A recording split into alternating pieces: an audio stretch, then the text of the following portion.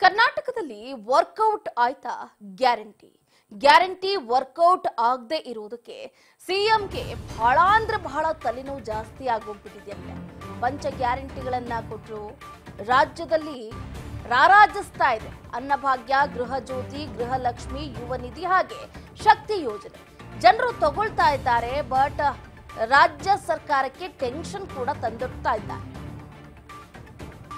ಕರ್ನಾಟಕದಲ್ಲಿ ವರ್ಕೌಟ್ ಆಯ್ತಾ ಗ್ಯಾರಂಟಿ ಅನ್ನುವಂಥ ಯಕ್ಷ ಪ್ರಶ್ನೆ ಈಗ ಮೂಡ್ತಾ ಇರುವಂತದ್ದು. ಗ್ಯಾರಂಟಿ ವರ್ಕೌಟ್ ಆಗದೆ ಇರೋದಕ್ಕೆ ಮುಖ್ಯಮಂತ್ರಿಗಳಿಗೆ ತಲೆನೋವು ಸ್ಟಾರ್ಟ್ ಆಗಿದೆಯಂತೆ. ಗ್ಯಾರಂಟಿ ವರ್ಕೌಟ್ಗೆ ಸಮೀಕ್ಷೆ ಅಸ್ತ್ರವನ್ನ ಪ್ರಯೋಗ ಮಾಡೋದಕ್ಕೆ ಸಿದ್ದು ಮುಂದಾಗ್ತಾ ಇರುವಂತದ್ದು. ಸಮೀಕ್ಷೆ ಅಸ್ತ್ರವನ್ನ ಪ್ರಯೋಗ ಮಾಡೋದಕ್ಕೆ ಸಿಎಂ ಸಿದ್ದರಾಮಯ್ಯ ಏನೇನೆಲ್ಲ ತಯಾರಿಯನ್ನ ಮಾಡ್ಕೊಳ್ತಾ ಇದ್ದಾರೆ. ಹಾಗಾದ್ರೆ ಈಗಾಗಲೇ ನಾವು ಗಮನಿಸ್ತಾ ಇದೀವಿ, ಪಂಚ ಗ್ಯಾರಂಟಿಗಳು ರಾಜ್ಯದಲ್ಲಿ 2023ರ ವಿಧಾನಸಭಾ ಚುನಾವಣೆಯನ್ನ ಗೆಲ್ಲೋದಕ್ಕೆ ನಾನಾ ರೀತಿಯಾದಂತಹ ಕಸರತ್ತನ್ನ ನಡೆಸೋದ್ರ ಮುಖಾಂತರ ಅನ್ನಭಾಗ್ಯ, ಗೃಹ ಜ್ಯೋತಿ, ಗೃಹಲಕ್ಷ್ಮಿ, ಯುವ ನಿಧಿ, ಶಕ್ತಿ ಯೋಜನೆಯನ್ನ ಜಾರಿಗೆ ತಂದು ಬಟ್ ಈಗ ವರ್ಕೌಟ್ ಆಗ್ತಾ ಇದೆಯಾ ಅನ್ನುವಂತ ಪ್ರಶ್ನೆ ಮೂಡ್ತಾ ಇದೆ.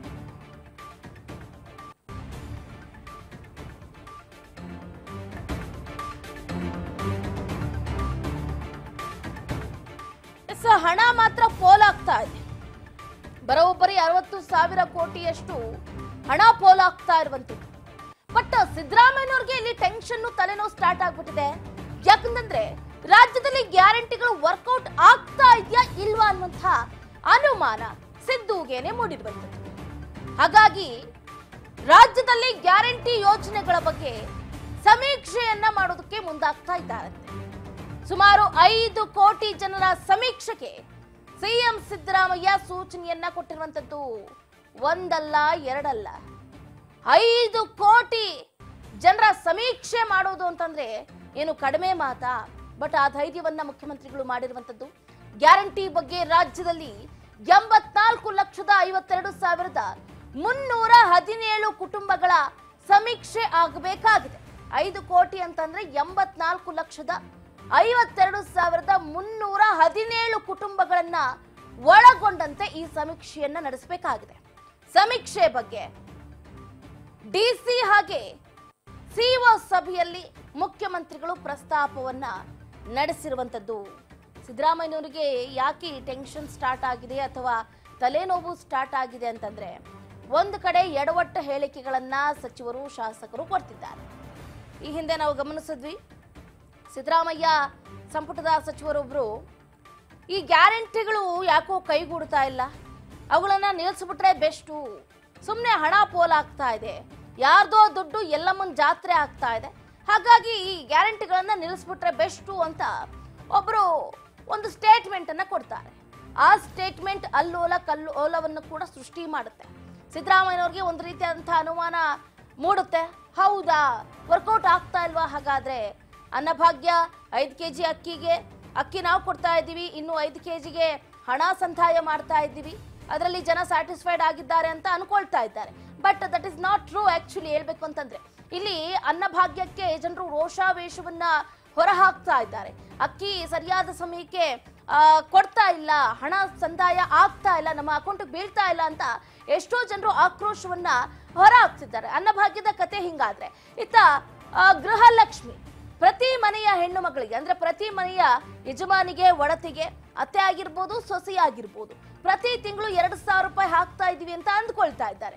ಬಟ್ ಹೆಣ್ಣು ಮಕ್ಕಳ ಕಂಪ್ಲೇಂಟ್ ಏನು ಅಂತಂದ್ರೆ, ನಮ್ಮ ಅಕೌಂಟ್ಗೆ ದುಡ್ಡು ಬರ್ತಾ ಇಲ್ಲ, ನಮಗೆ ದುಡ್ಡು ಬರ್ತಾ ಇಲ್ಲ. ಇದೇ ಕಂಪ್ಲೇಂಟ್ ಅನ್ನ ಮಾಡಿ ಗೃಹಲಕ್ಷ್ಮಿಗೂ ಕೂಡ ಸಾಕಷ್ಟು ಕಂಪ್ಲೇಂಟ್ಸ್ ಗಳನ್ನ ಏನು ಮಹಿಳಾ ಮಣಿಯರು ಮಾಡ್ತಾ ಇರುವಂತದ್ದು. ಅದು ಕೂಡ 50-50 ಅಲ್ಲೂ ಕೂಡ ಫೇಲ್ ಆಗಿದೆ. ಇನ್ನ ಶಕ್ತಿ ಯೋಜನೆ ಇದನ್ನ ಒಪ್ಕೋಬಹುದು, ಯಾಕಂತಂದ್ರೆ ರಾಜ್ಯದಾದ್ಯಂತ ಮಹಿಳೆಯರು ಬಹಳ ಚಾಕು ಚಕ್ಯತೆಯಿಂದ ದಿಟ್ಟವಾಗಿ ಯಾರ ಬೆಂಬಲ ಇಲ್ದಿದ್ರು ಕೂಡ ಆರಾಮಾಗಿ ಬೇರೆ ಕಡೆ ಎಲ್ಲ ಹೋಗ್ತಾ ಇದ್ದಾರೆ, ಸುತ್ತಾಡ್ತಾ ಇದ್ದಾರೆ. ಇದು 100% ವರ್ಕೌಟ್ ಆಗ್ತಾ ಇದೆ ಅಂತಾನೆ ಹೇಳ್ಬೋದು. ಇದರಲ್ಲಿ ಯಾವುದೇ ರೀತಿಯಾದಂತಹ ಅನುಮಾನ ಕೂಡ ಇಲ್ಲ.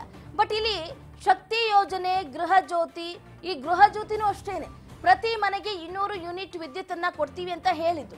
ಆ 200 ಯೂನಿಟ್ ಮೇಲೆ 1 ಯೂನಿಟ್ ವಿದ್ಯುತ್ ಅನ್ನ ಏನಾದ್ರೂ ಹೆಚ್ಚಾಗಿ ಬಳಸಿದ್ರೆ ಸಾಕು, ಆ ತಿಂಗಳ ಡಬಲ್ ವಿದ್ಯುತ್ ಹಣವನ್ನ ಸಂದಾಯ ಮಾಡಬೇಕು ಅಥವಾ ಪಾವತಿ ಮಾಡಬೇಕು ಅಂತಾನೆ ಹೇಳಿದ್ರು. ಈಗ ಆಲ್ಮೋಸ್ಟ್ ಆಲ್ ಯಾರಿಗೂ ಕೂಡ ಹೆಂಗೆ ಅಂದ್ರೆ 100% ಅಲ್ಲಿ 30% ಮಾತ್ರ ಏನು ಈ ಗೃಹ ಜ್ಯೋತಿ ವರ್ಕೌಟ್ ಆಗ್ತಾ ಇದೆ. ಇನ್ನು ಮಿಕ್ಕಿದ್ದು 70% ಜನರು ಕೂಡ 200 ಯೂನಿಟ್ಗಿಂತ ಹೆಚ್ಚಾಗಿ ವಿದ್ಯುತ್ತನ್ನ ಯೂಸ್ ಮಾಡಿದ್ರೆ ಡಬಲ್ ಹಣವನ್ನ ಕಟ್ಟಬೇಕಾದಂತಹ ಪರಿಸ್ಥಿತಿಯನ್ನು ಕೂಡ ಅನುಭವಿಸ್ತಾ ಇದ್ದಾರೆ. ಹಾಗಾಗಿ ಜನರು ಒಂದು ಕಡೆ ಈ ಗ್ಯಾರಂಟಿಗಳು ಬೇಡವೇ ಬೇಡ, ಅದರಲ್ಲೂ ಮುಖ್ಯವಾಗಿ ಇತ್ತ ಏನು ಗಮನಿಸಿದ್ವಿ, ಇತ್ತ ರಾಜ್ಯದಾದ್ಯಂತ ಟ್ಯಾಕ್ಸ್ ನ ಭರಿಯನ್ನು ಕೂಡ ಎಳಿತಾ ಇದ್ದಾರೆ. ಮದ್ಯದ ಮೇಲೆ ಭರಿಯನ್ನ ಎಳೆದ್ರು, ಅದರ ಬೆಲೆಯನ್ನ ಏರಿಕೆ ಮಾಡಿದ್ರು. ಅದಾದ ನಂತರ ಪೆಟ್ರೋಲ್ ಡೀಸೆಲ್ ದರವನ್ನು ಕೂಡ ಏರಿಕೆ ಮಾಡಿದ್ರು.